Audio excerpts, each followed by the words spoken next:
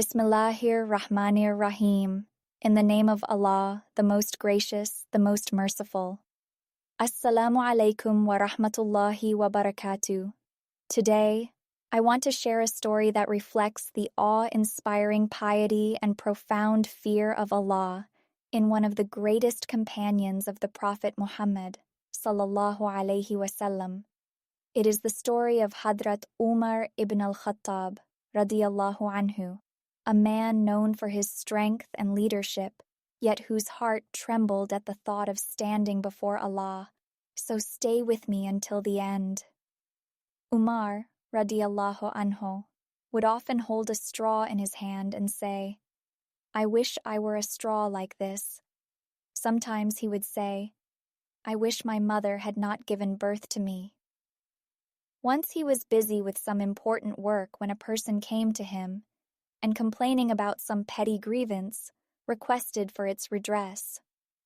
Hadhrat Umar, Radhiyallahu anhu, laid a lash across his shoulders, saying, "When I sit for that purpose, you do not come to me, but when I am engaged in other important work, you come with your grievances to interrupt me." The person walked away. But Hadhrat Umar, Radhiyallahu anhu, sent for him, and handing his whip over to him, said, "You now lash me to even the matter." He said, "I forgive you for the sake of Allah." Hadhrat Umar, Radhiyallahu anhu, went home, prayed a salah of 2 rakats in repentance, and upbraided himself, saying, "O Umar, you were low, but Allah elevated you. You were wandering astray, but Allah guided you. You were base, but Allah ennobled you and gave you sovereignty over His people. Now one of them comes and asks you for redress of the wrong done to him, and you beat him. What answer have you to give before Allah?" He kept on chiding himself thus for a very long time.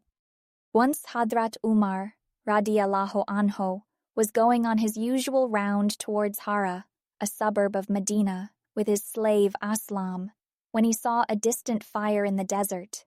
He said, "There seems to be a camp. Perhaps it is a caravan that could not enter the town due to nightfall. Let's go and look after them and arrange for their protection during the night." When he reached there, he found a woman and some children. The children were crying. The woman had a pan of water over the fire. Hadhrat Umar, Radhiyallahu anhu, greeted her with salam and, with her permission, went near her. Umar: "Why are these children crying?" The woman: "Because they are hungry." Umar: "What is in the pan?" The woman: "Only water to soothe the children, so that they may go to sleep in the belief that food is being prepared for them." Ah, Allah will judge between Umar, Radhiyallahu anhu, and me on the day of judgment for neglecting me in my distress. Umar, weeping: "May Allah have mercy on you. How can Umar know of your distress?" The woman: "When he is our Amir, he must keep himself informed about us." Hadhrat Umar, Radhiyallahu anhu, returned to the town and straightway went to Baitul Mal to fill a sack with flour, dates, fat, and clothes, and also drew some money. When the sack was ready, he said to Aslam, "Now put this sack on my back, Aslam." Aslam: "No, please, Amir ul Mu'mineen, I shall carry this sack." Umar refused to listen to Aslam, even on his persistent requests to allow him to carry the sack, and remarked, "What? Will you carry my load on the day of judgment? I must carry this bag, for it is I who would be questioned, in the hereafter, about this woman." Aslam most reluctantly placed the bag on Umar's, Radhiyallahu anhu, back, who carried it with a swift pace right to the woman's tent. Aslam followed at his heels. He put a little flour and some dates and fat in the pan and began to stir. He blew, with his mouth, into the fire to kindle it. Aslam says, "I saw the smoke passing through his thick beard."